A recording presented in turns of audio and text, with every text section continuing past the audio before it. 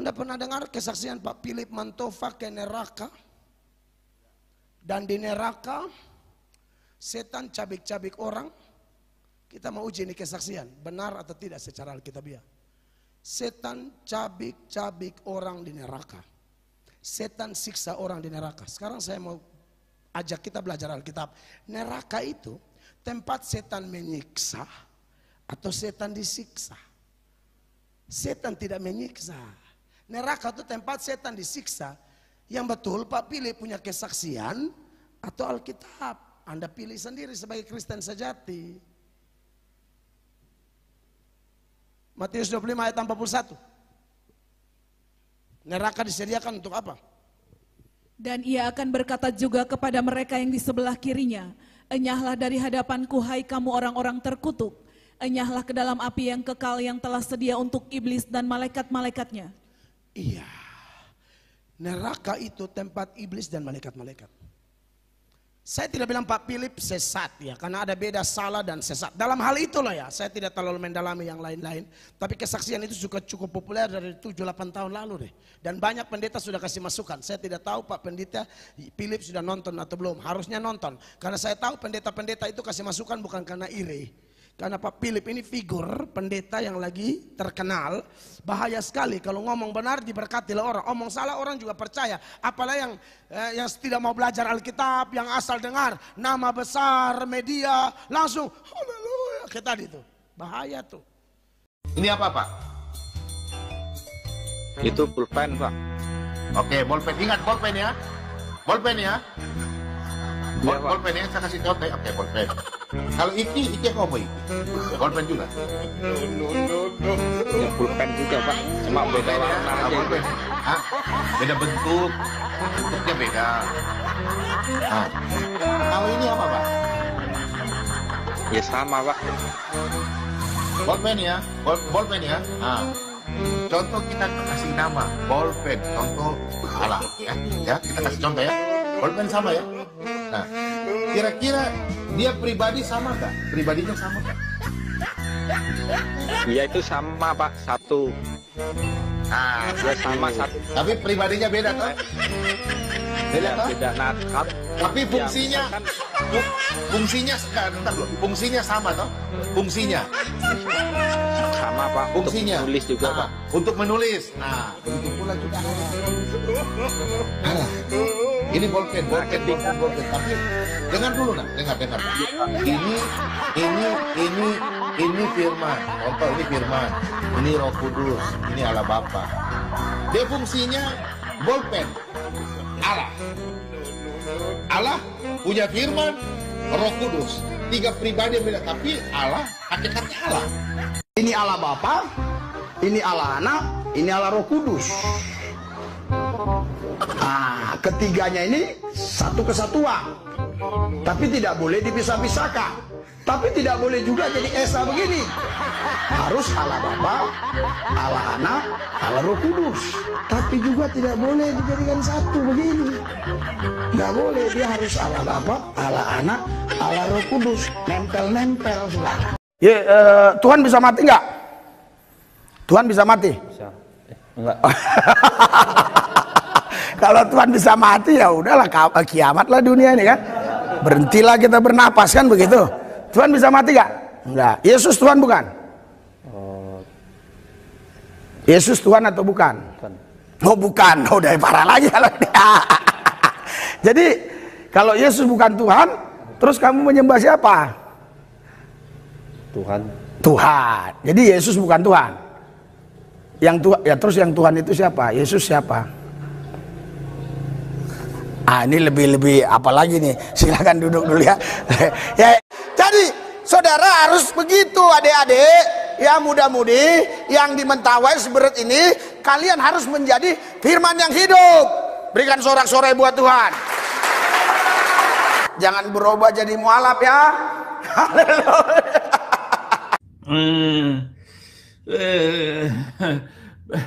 Belum makan sudah kenyang, belum kenyang sudah makan. Apa maksudmu bolak-balik makan ini? Artinya apa Mbak Udin?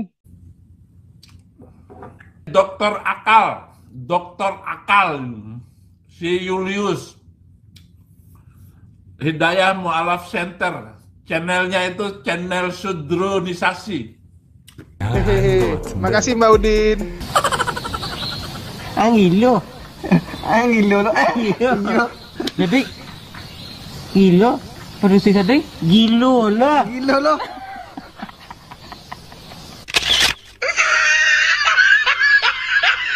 Salibkan dia. Hari ini kau bertobat. Assalamualaikum warahmatullahi wabarakatuh. Berjumpa lagi dengan Jadid HMC ya, channel yang mengedukasi dan menghibur.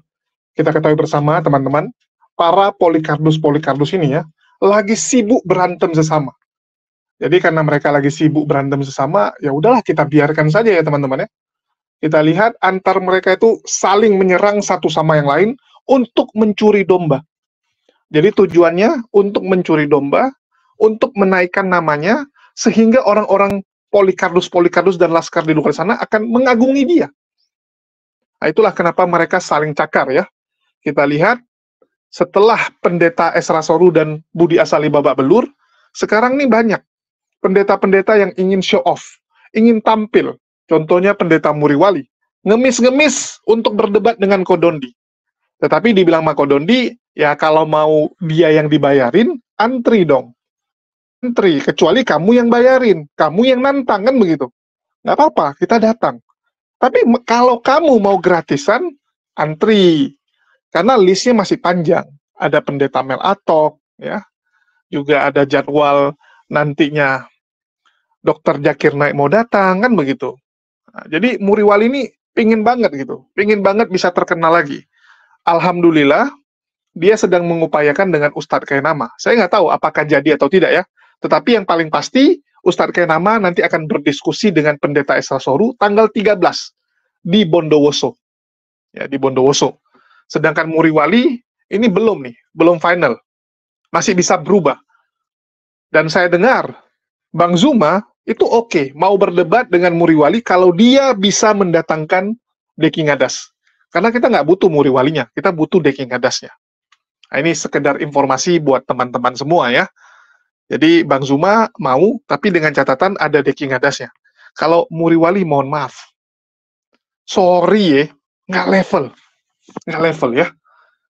Sedangkan pendeta Mel Atok sedang kabur. Nah, ini lebih lucu lagi ya, ditantang debat malah kabur, keliling-keliling dia. Yang lebih lucu, setelah ditantang debat sama Kodondi, Mel Atok nggak berani lagi. Nggak berani lagi singgung Donditan di gereja. Karena kalau dia singgung, nanti jemaatnya nanya sama dia. Debat aja Pak, Donditan kan mau tuh berdebat. Kalau ditanya seperti itu, Mel Atok mau jawab apa? Oh, saya nggak mau berdebat. Kan malu dong. Kalau jemaat suruh dia debat, dia nggak mau. Dia nggak berani. Nah, jadi sekarang dia lebih memilih diam ya. Memilih tidak mau berdebat. Tidak mau lagi membahas Kodonditan. Lucu juga ini. Lucu. Terus kita lihat, sesama Oten juga pro dan kontra atas debat Esra Soru, di mana banyak yang mengatakan Esra Soru itu bodoh tolol ya. Termasuk Deki Ngadas dan Wak Donat. Wak Donat dengan frontal mengatakan, ini memalukan gitu. Pendeta Budi Asali mau saja dibodohi oleh Donditan gitu kan. Dibodohi gitu. Terus ada grup yang mendukung pendeta Budi Asali. Mengatakan bahwa apapun ceritanya, Budi Asali sudah berjuang. Nggak pantas kalau kita hujat. Nggak cocok, itu senior loh. Sesepuh gitu. Nah, terakhir, malah debat sesama mereka. Si Haruka, temannya Tanpa Ragi, menantang debat Wak Donat. Jadi sesama Polikardus ini berantem sekarang. Sesama mereka tuh selalu seperti ini. Belum lagi kemarin saya tampilkan ya, si Ruth ribut sama Mikana. Sesama Wanes. Sesama Wanes ribut. Kalau yang kemarin udah ada juga Kristen progresif berantem, Pak Bom-Bom dengan si Paul Jang berantem, ya, belum lagi dengan Saipudin, wah saling nih. Saipudin kemarin juga cakarin si Paul Jang lagi. Jadi antar mereka tuh memang selalu ribut teman-teman, selalu ribut. Sedangkan kita ya liatin aja lah. Kita ketawain saja, kan begitu, kita ketawain saja. Dan yang paling lucu, ini pendeta Mel Atok, karena sudah tidak berani membahas Kodondi, yang dia serang sekarang internal Kristen. Nah, ini agak bagus nih. Mulai bertobat dia. Mulai ada pertobatan di dalam diri Mel Atok. Saya suka kalau dia kritik ke dalam. Sama seperti tahun lalu.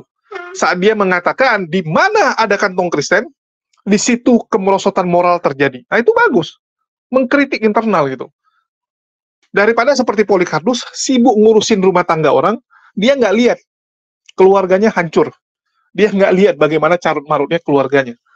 Jadi Mel Atok ini kembali ya, saya lihat setelah ditanyain masalah debat, nah dia sekarang fokus lagi nih, kritik internal. Kritik internal dia. Bagaimana dia mengkritik dan siapa yang dikritik? Nah, ini yang seru kan gitu. Jadi yang dia kritik adalah kesaksian dari pendeta Philip Mantova. Philip Mantova adalah pemimpin GMS hitam. Jadi GMS sekarang dipecah dua. Ada GMS merah, ada GMS hitam. Ini cukup lucu. Dan kita tahu, Ko Philip ya. Ko Philip ini adalah pendeta besar. Pendeta yang masuk 5 besar pendeta terbesar di Indonesia. Salah satu yang terkaya, sama kayak Gilbert Lumondong ya. Kelasnya sama. Dan di sini pendeta Mel Atok dengan terang-terangan. Dengan terang-terangan teman-teman. Langsung nyebut nama. Nyebut kesaksian pendeta Philip itu salah. Nggak benar. Nggak alkitabiah. Alias apa? Menyesatkan teman-teman. Jadi kesaksian Ko Philip ini dianggap sebagai kesaksian yang menyesatkan. Dan sudah banyak orang-orang Kristen yang disesatkan. Untuk itu pendeta Mel Atok bangkit untuk menjelaskan bahwa ini nggak sesuai. Dan nggak boleh sebenarnya. Ini sekaligus mengkritik para murtadin-murtadin yang memberikan kesaksian tentang berjumpa roh, dibawa ke surga, dibawa ke neraka, bahkan sekaligus menampar Luga Tambunan sebenarnya. Karena kita tahu, Luga itu adalah salah satu yang paling sering membahas surga neraka ya. Bagaimana pendeta Mel Atok menampol pendeta Philip Mantova? Mari kita saksikan. Tapi sebelumnya saya tampilkan dulu lah ya. Saya tampilkan dulu kesaksian dari Philip yang memang itu disampaikan oleh Philip Mantova di setiap sesi dia buat KKR.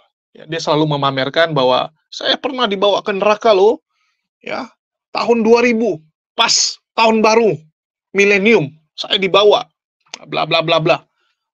Dan di sini Mel Atok dengan berani mengatakan itu salah, itu sesat. Wah, ngeri ya. Oke, kita dengarkan dulu. Saya harus mengakui khotbah Trip to Hell seperti ini stres buat saya. Biasanya teman-teman yang kenal saya tahu bahwa saya kalau khotbah bisa nyantai, kata mereka sih, bisa lucu. Tapi saya jujur sama kalian, saya nggak mau di sini bukan performa, depan ini apa adanya. Hatiku gelisah kayak mau mati rasanya. Tapi kalau melihat semua wajah-wajah daripada KKR-KKR dokumentasi tadi, itu adalah generasi-generasi sebelum kalian. Dan mereka sebagian besar udah jadi orang tua, udah punya anak. Tugas kami, hamba-hamba Tuhan, adalah memberitakan Injil kepada generasi-generasi yang akan datang, terus menerus. Dan saya gentayangan di tengah, antara orang yang belum tua dan sudah gak terlalu muda. I have to be stand in the middle, berdiri di tengah-tengah untuk memberitakan kepada dua-duanya. Dan berita tentang neraka adalah berita yang menyakitkan. Tapi kabar baiknya adalah fokusnya pada Yesus, keselamatan. Jadi intisari daripada apa yang diberitakan pada siang hari ini adalah Jesus loves me, this I know for the Bible tells me so. Yesus mencintai aku tahu karena Alkitab mengatakannya kepada aku. Itu yang menghibur hati saya. 17 tahun yang lalu roh saya dibawa ke neraka bukan mimpi, bukan penglihatan. Tapi nyata seperti sekarang saya nyata lihat kalian dan berbicara ke kalian semua. By the way, kalian yang gak bisa ada di ruang utama, di overflow mana-mana, please jangan merasa di nomor 2 kan, karena Yesus juga ada di sana. Dan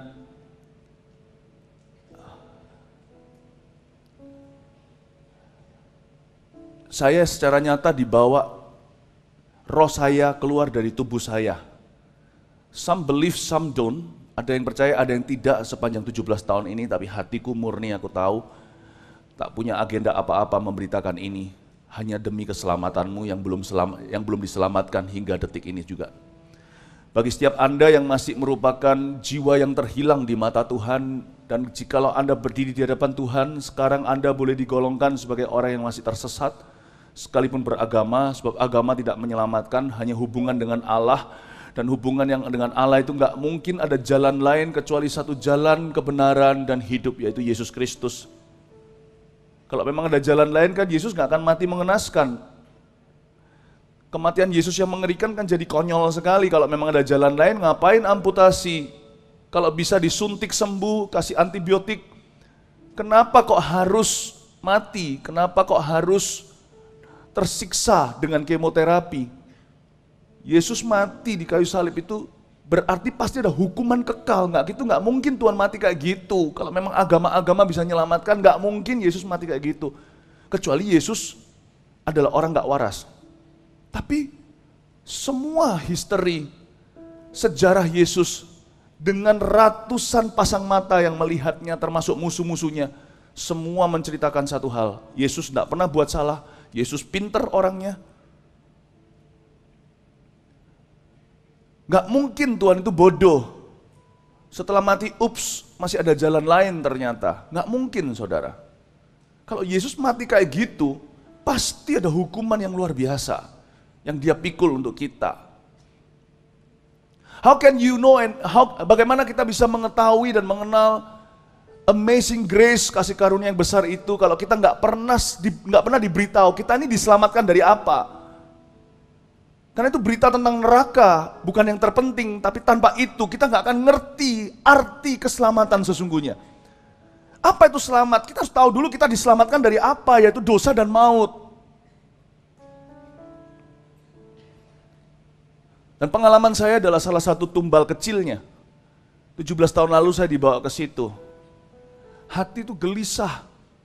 Kok khotbah begini itu nggak kayak trauma gitu. Kalau Anda melihat suatu kejadian yang sadis, akankah Anda lupa? Tak akan, bukan? Tapi berita ini harus disampaikan supaya setiap orang paham berharganya keselamatan itu dibayar demikian rupa. Dan Yesus bukan orang gila. Ketika dia berkata, aku anak Allah, aku ini jelmaan Allah. Itu kenapa dia sebut dirinya anak Allah. Dia adalah Allah yang menganakkan dirinya, menjelma jadi manusia lewat perawan Maria. Dia merendahkan hati serendah-rendah jadi ciptaan, padahal dia pencipta. Tapi untuk menunjukkan bahwa dia bukan ciptaan, dia lahir tanpa sperma, cuman melalui aja kandungan wanita, agar supaya bisa merasakan yang kita rasakan, lalui yang kita lalui. Pernah dahaga, pernah letih, ditolak manusia, diejek, dipukul, kerasa sakit karena waktu itu dia secara badani Allah in flesh, Allah dalam daging, ditempeleng, ditampar, diludahi, dipaku, disalibkan dan ditusuk. Meskipun bukan oleh kita belum lahir, tapi dosa kita lah. Kalau bukan karena dosa kita, dia nggak akan jatuh ke tangan Roma. You and I kill the Savior. Dan saya nggak sok suci di sini karena saya menyandang gelar pendeta. Mau tahu kenapa saya jadi hamba Tuhan? Karena saya yang paling kotor. I killed him 2000 years ago. Dia menjelma sebagai manusia. Dia bukan. Waktu dia berkata, aku adalah Allah menjelma jadi manusia. Makanya disebut anak Allah. Bukan Allah diperanakkan, memperanakkan kawin. Bukan. Dia turun ke level kita. Supaya dia bisa jadi juru selamat kita. Bagaimana dia bisa tolong kita kalau dia gak pernah ngalami kita. Kita bisa tuding Allah dan berkata, lu bisa ngomong apa aja, lu gak pernah jadi gua. Yesus tiba-tiba Allah berkata, aku pernah menjelma. Dan membuktikan bahwa dia bukan manusia biasa. Pada hari ketiga dia bangkit dari maut. Gak ada manusia sesakti apapun, atau orang kuat, orang pintar yang sekarang di televisi jadi tenar karena punya kuasa memindahkan barang, melayang. Tunggu aja waktunya. Dia mati gak bisa bangkit. Tunggu. Yang sungguhan sakti punya kuasa itu, yang mati bisa bangkitkan sendiri itu loh. Cuman Yesus. Berarti dia punya kuasa atas tubuhnya, atas apapun yang dicipta, dia pencipta. Behind that, di balik daripada permukaan carpenter, tukang kayu atau anak tukang kayu itu, is not only a God, bukan hanya seorang Allah, is the God, the only one. And I killed him, and you killed him too. Saya beritakan Injil not for money. Saya beritakan Injil bukan untuk propaganda, untuk publikasi, untuk ketenaran. Yang saya mau dalam hidup saya cuma privacy. Kalau ada berita tentang neraka, perhatikan berita tidak populer itu adalah harus dikhotbahkan bukan orang-orang yang sudah selamat, tapi kepada orang-orang yang butuh selamat. Dan kalau Anda merasa diri orang berdosa, maka Anda datang ke acara yang tepat. Dan just for your information, FYI, I'm not enjoying a bit. Aku tak menikmati sesi seperti ini. Yang akan aku nikmati adalah melihat nanti ketika kalian maju dan menerima Yesus dan banyak orang diubahkan, yang bandar, pemakai narkoba, yang free sex, yang homoseks, semuanya hari ini akan diubahkan menjadi saat pertama menoleh ke belakang suatu hari dan berkata, that day, hari itu, aku lahir baru, itulah penghiburanku. Beri tepuk tangan untuk Tuhan Yesus. Saya ajak kita untuk masuk ke dalam firman dulu, pengajaran, baru setelah itu kesaksian, karena otoritas kita adalah Alkitab. Roma 3 ayat 23 sudah disiapkan ayatnya, munculkan aja di depan sini. Bahwa semua kita adalah orang berdosa. Karena semua orang telah berbuat dosa dan telah kehilangan kemuliaan Allah. Berarti Anda dan saya sudah berdosa dari sejak kandungan mama. Kehilangan kemuliaan Allah, itu artinya kita nggak bisa dari usaha kita sendiri kenal Allah. Back to the Bible. Anda dengar kesaksian orang, saya mau tutup begini. Anda pernah dengar kesaksian Pak Philip Mantova ke neraka? Dan di neraka, setan cabik-cabik orang. Kita mau uji ini kesaksian, benar atau tidak secara Alkitabiah. Setan cabik-cabik orang di neraka. Setan siksa orang di neraka. Sekarang saya mau ajak kita belajar Alkitab. Neraka itu tempat setan menyiksa atau setan disiksa. Setan tidak menyiksa.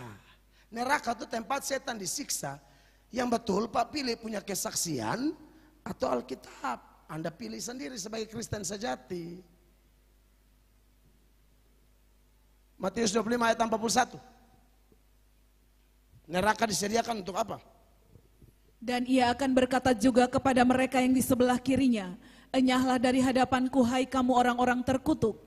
Enyahlah ke dalam api yang kekal yang telah sedia untuk iblis dan malaikat-malaikatnya. Iya, neraka itu tempat iblis dan malaikat-malaikat.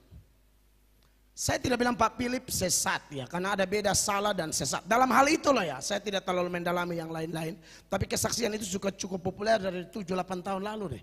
Dan banyak pendeta sudah kasih masukan. Saya tidak tahu Pak Pendeta Philip sudah nonton atau belum. Harusnya nonton. Karena saya tahu pendeta-pendeta itu kasih masukan bukan karena iri.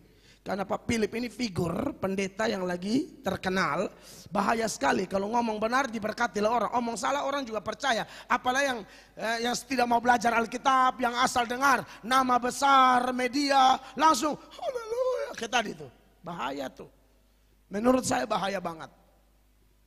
Makanya perlu detail, teliti dulu karena fungsi firman Allah itu mengajar dan menyatakan kesalahan. Benar atau tidak sesuatunya sesuai Alkitab. Benar tidak kesaksian Pak Philip? Dari mana setan siksa orang? Tidak ada. Neraka tempat setan disiksa. Makanya 2 orang yang kerasukan di Gadara, waktu lihat Yesus, roh jahat dalam 2 orang itu bilang begini. Matius 8 ayat 28-29. 28 bilang begini.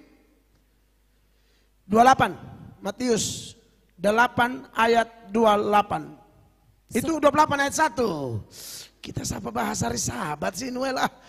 Setan kita bahas. Lu yang sembunyi-sembunyi setan loh ya. Silakan 28. Setibanya di seberang yaitu di daerah orang Gadara, datanglah dari pekuburan 2 orang yang kerasukan setan menemui Yesus. Ya. Mereka sangat berbahaya sehingga tidak seorang pun yang berani melalui jalan itu. Setan-setan dalam 2 orang itu, lihat Yesus mereka bilang begini, mereka teriak bilang begini, 29. Dan mereka itu pun berteriak katanya, apa urusanmu dengan kami hai anak Allah? Adakah engkau kemari untuk menyiksa kami sebelum waktunya? Anda lihat ini. Setan aja tahu mereka tuh akan disiksa. Yang siksa siapa? Tuhan Yesus. Neraka itu Tuhan cipta untuk Tuhan siksa setan dan orang yang ikut setan. Titik. Makanya saudara jangan ikut setan. Saya ajar lebih baik ikut. Mereka bilang apa? Ini setan-setan bilang apa kepada Yesus? Adakah engkau kemari untuk menyiksa kami sebelum waktunya? Mereka tahu mereka akan disiksa tapi belum waktunya. Waktunya kapan? Nanti akhir zaman. Wahyu 20 ayat 10. Perhatikan. Wahyu 20 ayat 10.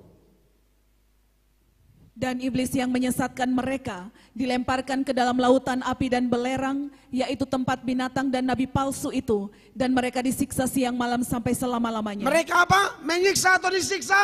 Mereka disiksa siang malam. Jadi siapa yang angkat setan jadi algojo? Kok bisa Pak Philip, kok bisa lihat setan siksa orang di neraka? Siapa yang angkat setan jadi algojo di neraka? Tidak ada. Untuk siksa orang di neraka tidak butuh setan, cukup itu api kekal, selesai. Justru api kekal itu untuk bakar setan dan pengikut-pengikutnya. Jelas kesaksian Pak Philip itu salah dan Pak Philip harus minta maaf di media harusnya. Karena sudah membuat banyak orang Kristen yang tidak belajar percaya tuh.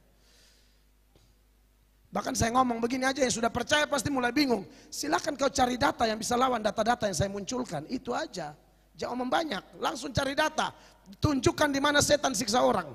Saya sudah tunjukkan, setan tidak pernah siksa orang di neraka, dia disiksa. Silakan kalau kau mau lawan dan kau bela kesaksian Pak Philip dan kesaksian orang-orang jenis Pak Philip itu, silakan kau buktikan, saya akan minta maaf. Coba, tidak ada. Makanya harus belajar. Amin. Karena orang itu suka sesat nalar. Asal organisasi besar pasti benar, asal pendeta besar pasti benar. Jemaat Berea, Paulus khotbah, mereka teliti, periksa ulang, tidak peduli Paulus. Tetap periksa, ini manusia biasa, jangan-jangan salah lagi. Amin. Saksi Yehova lagi menjamur di mana-mana. Ya, LGBT lagi menjamur di mana-mana. Mereka tuh punya pandangan sendiri tuh. Ya, mereka mau bilang inilah, itulah, LGBT bela-bela lah. Iya, Daud dan Yonatan itu kan homo. Lu fitnah orang. Mana ada Daud dan Yonatan homo? Daud dan Yonatan itu persahabatan seperti saya dan Sapa ya di sini ya. Dan Panugi lah, saya dan Panugi ini bakawan baik. Kita sahabat, jadi kita saling mengasihi, masalahnya dia, masalahnya saya. Masalahnya saya, masalahnya dia. Sebatas itu, bukan gay. Kutip-kutip Alkitab sembarang, lu homo, soalnya bertobat. Lu bilang, kok Daud, siapa yang ajar lu begitu sih? Jangan bela-bela homo, pakai ayat Alkitab. Atau saksi Yehova. Pokoknya yang tidak sesuai ajaran Kristus bertobat. Karena kalau tidak sesuai ajaran Kristus, Tuhan bilang kamu tidak ada kasih Allah di dalam dirimu. Tidak ada Allah dalam dirimu. Sebagai nats penutup, 2 Yohanes ayat 9. 2 Yohanes ayat 9.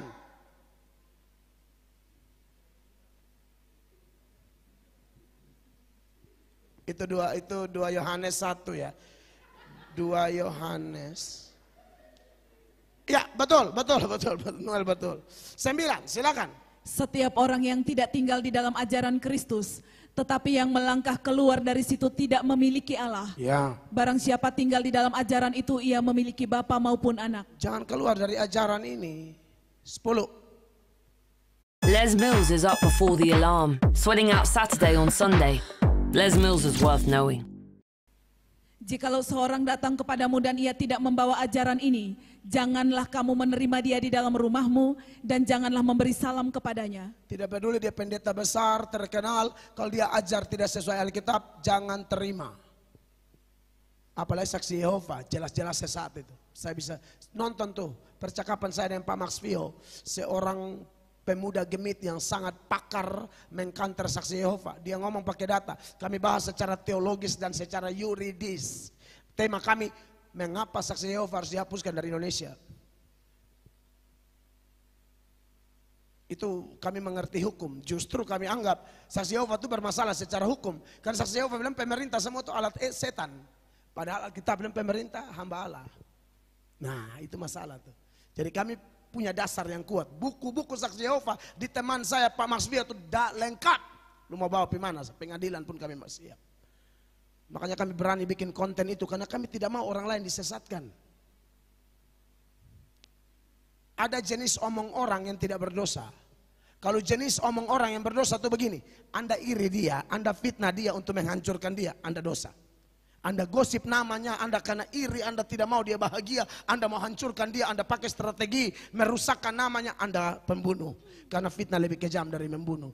Tapi kalau kita omong orang untuk lindungi orang, seperti saya punya anak perempuan atau anak laki-laki lah, sorry saya harus ngomong.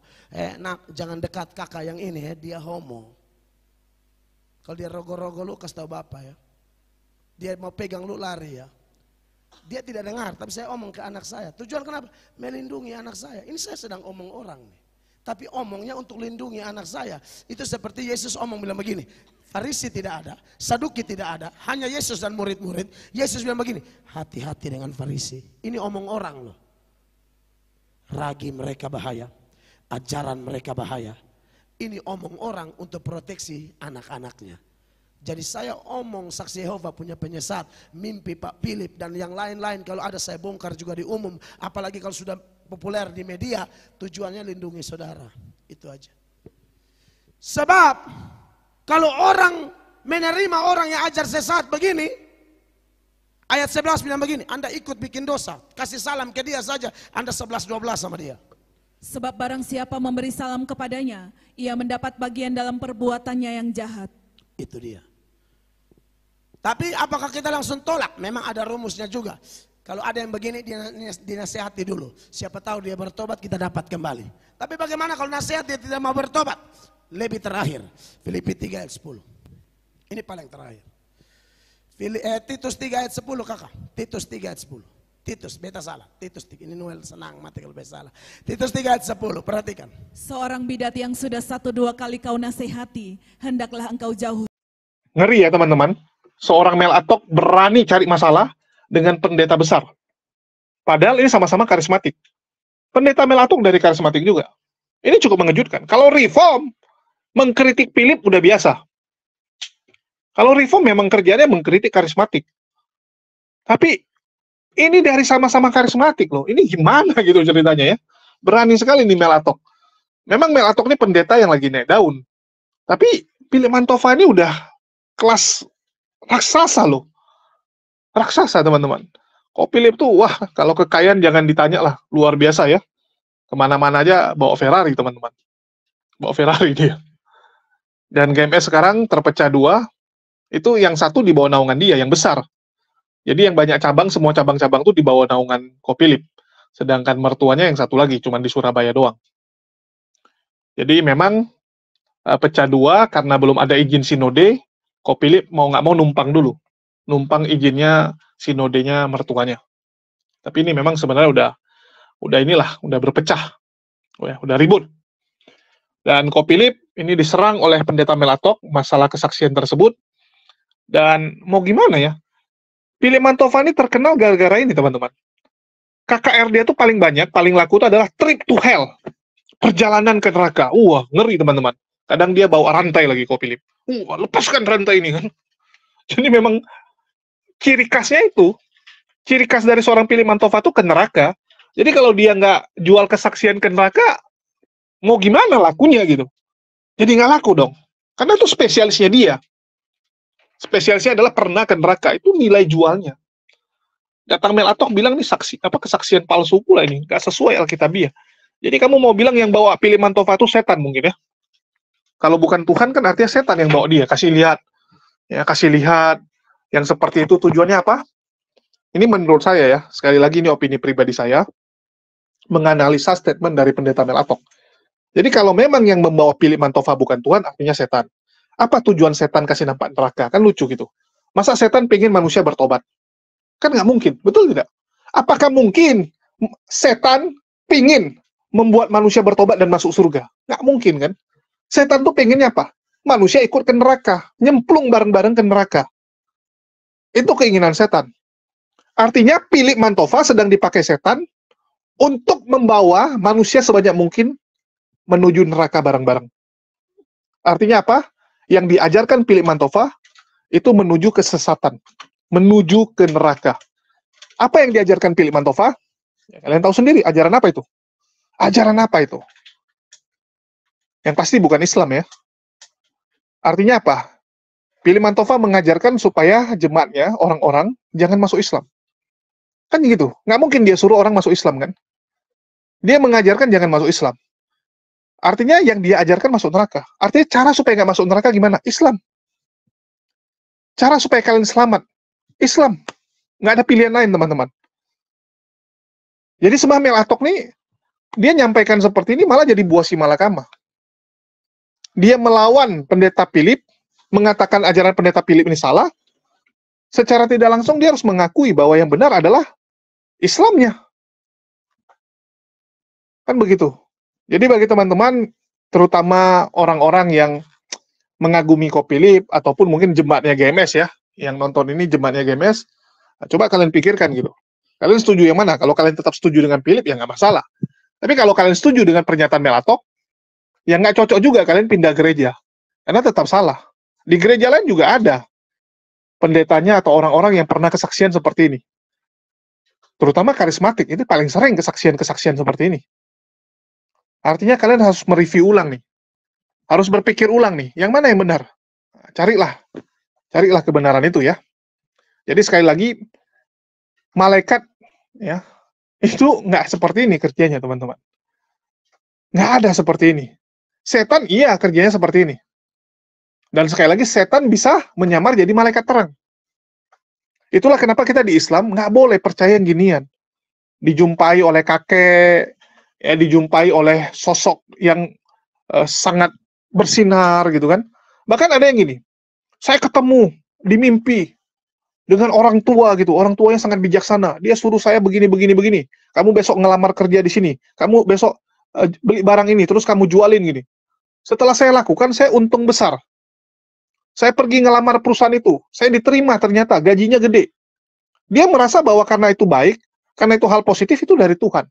Nah, ini bahaya teman-teman. Ini yang bahaya. Jadi setan itu bukan menampakkan yang suram-suram, sedih-sedih, enggak. Setan itu membuat manusia itu terperdaya dengan rayuan yang manis. Yang manis teman-teman. Betul tidak? Kalau di Islam kita mengenal namanya istidrat. Di mana orang itu misalnya dikasih kekayaan ya, dan orang itu berpikir, wah ini dari Allah.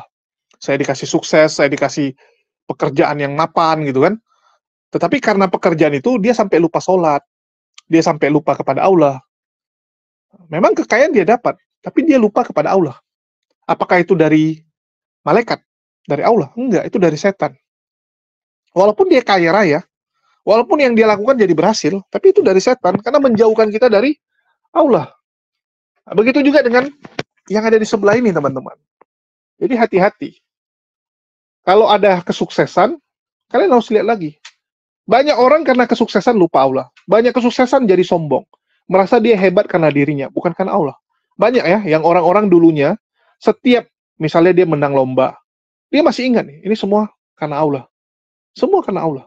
Tapi begitu dia naik terus, udah berubah.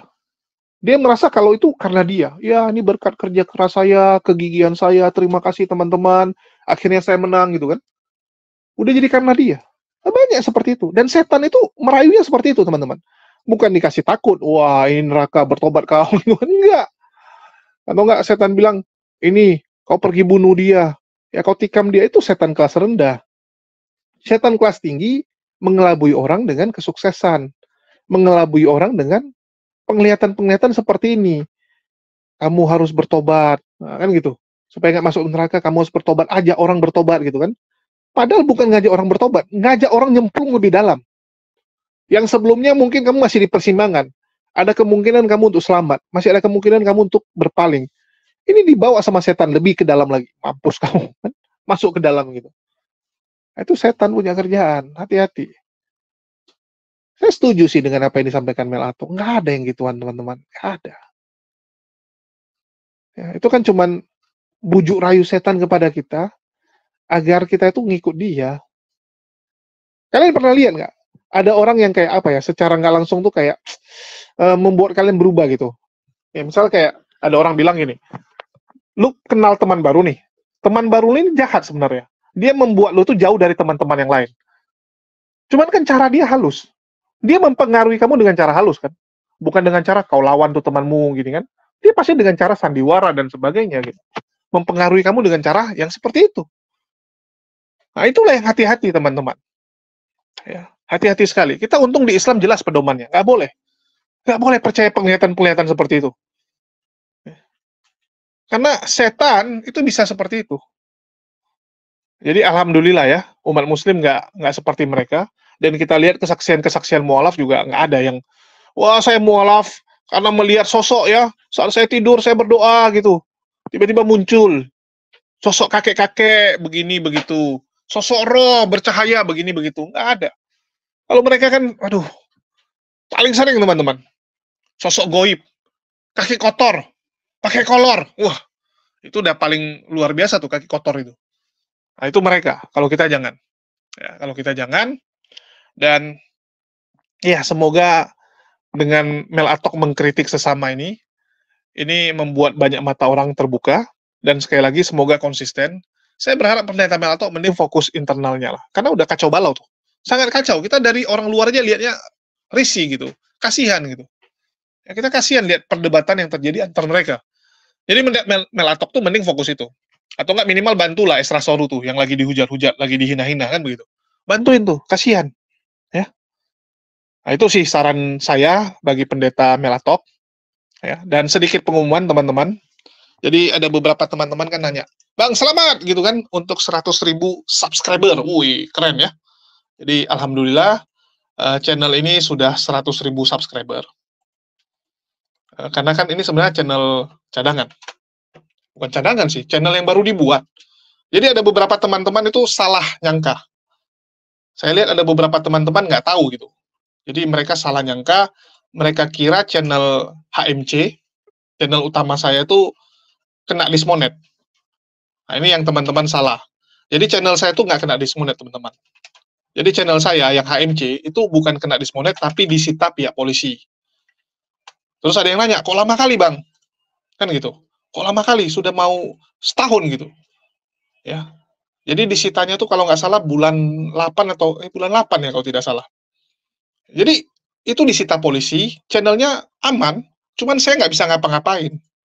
Nggak bisa pakai channelnya. Dan itu baru bisa dipakai setelah kasus ini selesai. Kenapa kasusnya lama? Ya kita nggak tahu, namanya dari kepolisian, kan gitu. Kalau kita pengennya cepat selesai. Pengennya cepat selesai dan kalau bisa ya selesai dengan baik gitu. Keluar pernyataan dari kepolisian bahwa ya saya nggak ada salah gitu. Ada suratnya kan gitu. SP3-nya. Surat pemberhentian penyidikan ya. Karena kan sudah tahap penyidikan.